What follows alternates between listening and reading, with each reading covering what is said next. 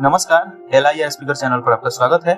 मैं हूं आपका LI, आपका दोस्त आर स्पीकर। मैं लाया हूं आपके लिए यह हिंदी बुक समरी स्त्री, जिसे लिखा है आचार्य प्रशांत ने। तो हम जानेंगे इसके पहले अध्याय के बारे में, जो है स्त्री विकास, परंपरा और आधुनिकता।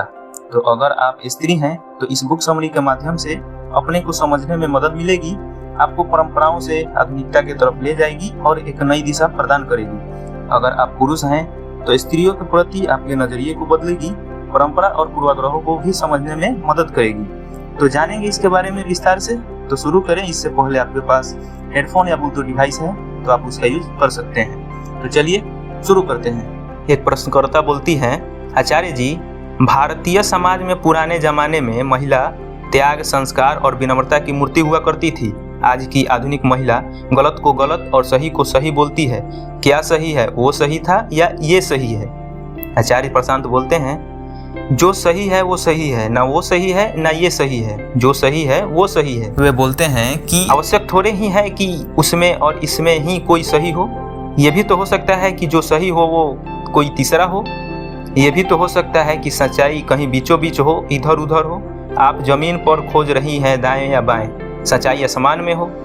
किसी और आयाम में भी तो कुछ हो सकता है ना। प्रैक्टिकल बात करते हैं। देखिए, पहली बात तो ये है कि नारी विमर्श में आज पुरानी नारी को जितनी दयनीय हालत में दर्शाया जाता है, उतनी दयनीय हालत में वो थी नहीं। निश्चित रूप से उसका शोषण भी होता था, निश्चित रूप से उसके अधिकार भी कुछ कम थे, निश्चित रूप से उस पर कुछ वर्जनाएं थी। पर जितनी आधुनिक विमर्श में उसको बेचारगी की हालत में दिखाया जाता है, उतनी बेचारगी की हालत में वो कभी नहीं थी। आप पुराने ग्रंथों को देखें, आप कहानियों को देखें, जो उस समय के समाज का खाता आपके सामने खींचती हो, प्रतिबिंबित करती हो। उसमें आपको दिखाई देगा कि महिलाओं के भी अपने पुख्ता हक थे और बहुत मजबूत महिलाएं भी हुआ करती थी। ऐसा ही नहीं था कि वो बेचारी बस दमित ही थी और पुरुष वर्ग उनका लगातार शोषण ही किए जा रहा था। ये तो हमने कहानी को पूरा पोत दिया काले रंग से। दीवार पर कई रंग थे, पर चूंकि हमें ये दिखाना था कि हम सफ़ेद हैं, तो हमने उस पूरी दीवार को ही काला पोत दिया। जब जिसका तुम विरोध कर रहे हो वो पूरा काला दिखाई देता है, तो तुम्हारी सफ़ेदी में और रौनक आ जाती है ना। तुम कहते हो कि देखो वो कितना काला थे और हम कितने सफ़ेद हैं। स्त्री के विकास के लिए वास्तव में जो जरूरी है वो निश्चित रूप से होना चाहिए, पर ये ना कर दीजिएगा जिसे अंग्रेजी में कहते हैं throwing the baby out with the bath water. बहुत कुछ ऐसा भी था स्त्री में जो सामान्य था, अनुकरणीय था, और आधुनिकता के नाम पर स्त्री उसको खोती चली जा रही है। जो कमियां थी उसको दूर करिए, जहां अन्याय था उसको हटाइए, जो कुप्रथाएं थी उन्हें दरवाज़ा दिखाइए। पर ऐसा ना हो कि आप त्याग को, सहनशीलता को, क्षमा को और प्रेम को ही पुरानी बातें समझ करके, दकियानुसी बातें समझ करके खारिज कर दें। और यही हो रहा है। नारी का पहले जिन जिन तरीकों से शोषण हुआ, उन सब तरीकों की खिलाफत होनी बहुत जरूरी है। पर उस खिलाफत का अर्थ ये नहीं है कि नारी में जिन गुणों को पहले प्रोत्साहित किया जाता था, उन गुणों को भी व्यर्थ समझकर कचरे के डिब्बे में डाल दिया जाए। सहनशीलता क्या बुराई है? अगर सहनशीलता बुराई होती तो सब आधुनिक लोग सहिष्णु उर्फ टॉलरेंस की बात क्यों करते हैं? धैर्य क्या बुराई है? बोलिए। तो अगर भारतीय परंपरा ने स्त्री में इन गुणों को पूजनीय माना, तो क्या आप उस पूरी परंपरा को ही अस्वीकार कर देना चाहते हो? नहीं साहब, अस्वीकार नहीं किया जाता, बेहतर बनाया जाता है। अतीत में बहुत कुछ है जो अच्छा है, सुंदर है, उसे ग्रहण करिए। आधुनिकता के नाम पर सब उठा करके मत फेंक दीजिए। और ऐसा भी नहीं है कि देखिए कि आधुनिकता के नाम पर आप सब कुछ फेंक देते हैं। आधुनिकता के नाम पर आप बस वो फेंक देते हैं जो तथाकथित आधुनिकतावादी और बुद्धिजीवी आपको फेंकना सिखाते हैं। आधुनिकता के नाम पर आप 50 चीज़ें ग्रहण भी कर लेते हैं और उन चीज़ों को अपने होश में नहीं चुना है। वो चीज़ें आपको किसी ने बता दी है कि बढ़िया है। ये किस तरीके से अच्छा है कि कोई भी व्यक्ति, चाहे वो स्त्री हो या पुरुष हो, विनय से, विनम्रता से, कोमलता से रिक्त हो जाए?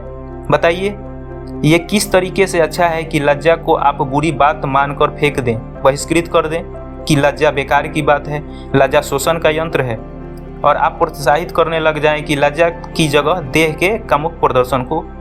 लज्जा में हो सकता है शोषण निहित रहा हो, पर जिस चीज को आप अब ला रहे हो लज्जा को प्रतिस्थापित करके, लज्जा के सब्स्टिट्यूट के तौर पर, वो चीज तो लज्जा से भी घटिया है। पुरानी नारी लजाती थी, चूंकि लजाती थी इसलिए उसका कई बार शोषण हो जाता था। वो इतना भी लजा जाती थी कि उसको अगर कोई रोग हो तो वो डॉक्टर के सामने भी नहीं आती थी, खास तौर पर अगर स्त्री रोग की बात हो। उस लज्जा ने उसका बड़ा सर्वनाश किया है और आज की नारी बिल्कुल नहीं लजाती। लज्जा को हटा करके जो लाए हो, तुम मुझे बताओ तुमने क्या पाया क्या खोया। ये काले सफेद की बात नहीं है कि पुराना सब गंदा गंदा था और नया सब अच्छा अच्छा है। इस भ्रम में मत रह लीजिएगा, ना पुराना सब गंदा गंदा था और ना नया सब अच्छा अच्छा है। अच्छाई जहाँ मिले उसे ग्रहण करो, अतीत में मिले तो उसे इसलिए मत ठुकरा दो कि वो अतीत की है। तुम्हारे इतिहास में, तुम्हारे परंपरा में बहुत कुछ ऐसा है जो कलातीत है, जो आज भी अच्छा है और सदा भी अच्छा रहेगा। उसे कभी भी ठुकरा मत देना, चाहे आधुनिकतावादी, बुद्धिजीवी और उदारवादी तुम्हें कितना बताए कि भारत का इतिहास तो सिर्फ शोषण का इतिहास है। नहीं साहब, ऐसी बात नहीं है। जिस देश में उपनिषद रचे गए हों, जिस देश में अहिंसा लाई गई हो, वहाँ का इतिहास सिर्फ शोषण का इतिहास नहीं हो सकता। बाकी चांद पर भी धब्बे होते हैं, आसमान में तरह तरह के बादल होते हैं, खुला आकाश सदा नहीं दिखता। आचार्य जी बोलते हैं कि कोई कौम ऐसी नहीं है, कोई देश ऐसा नहीं है जिसके इतिहास में सब कुछ स्वर्णिम ही हो। भारत के इतिहास में भी बहुत कुछ ऐसा है जो नहीं होना चाहिए, जो हमारी बदनसीबी है, जिसके लिए हमें अपने ही लोगों से क्षमा प्रार्थी होना चाहिए। लेकिन उतना ही हटाओ ना, तुम तो सब कुछ हटा दिए जा रहे हो और ये सब कुछ हटाना बहुत भारी पड़ेगा। Throwing the baby out with the bath water. Acharya ji कहते हैं कि मान लीजिए आप डॉक्टर्स हैं, सर्जरी करते हैं ब्रेन की, तो पूरा भेजा ही निकाल कर फेंक देते हैं क्या? जितना हिस्सा सड़ गया है, ट्यूमर का हो गया है, उतना ही निकालते हैं ना। बाह में सेप्टिक होने लगा है तो पूरी बाह ही काट देते हैं क्या? क्या कोशिश करते हैं कि जितना हटाया जाना जरूरी है बस उतना ही की सर्जरी कर दे, बाकी बचाओ भाई, कीमती है। पर हवा कुछ आंधी जैसी चल रही है, चीज आज पुरानी है तो बस हटा ही दो क्योंकि पुरानी है। ये सब मत करिएगा। अगर आप वो सब कुछ हटाना चाहेंगे जो पुराना है तो आपको 2 इकाइयां हैं जिन्हें हटाना पड़ेगा। सबसे पहले अपने आप को, क्योंकि आप बहुत पुराने हैं। अगर हम पढ़े लिखे हैं, अगर हम जानते हैं तो हमें पता है कि हमारी एक एक कोशिश कितनी पुरानी है। हम बहुत पुराने हैं। और दूसरा आपको हटाना पड़ेगा सच्चाई को, क्योंकि सच्चाई भी आज की नहीं है, बहुत पुरानी है। वो इतनी पुरानी है कि जब समय भी नहीं शुरू हुआ था वो तब भी थी। हर पुरानी चीज को गर्हित ठहराने की कोशिश बड़ी बेहुदापन है, इससे सावधान रहिएगा। तो इस चर्चा को यहीं विराम देते हैं। इस अध्याय के माध्यम से हमने स्त्री के विकास, परंपरा और आधुनिकता के बारे में जाना। अगर ये बुक समरी आपको अच्छी लगी तो इसे आगे बढ़ाएं। मैं फिर आऊँगा एक अगले टॉपिक के साथ। तब तक के लिए धन्यवाद।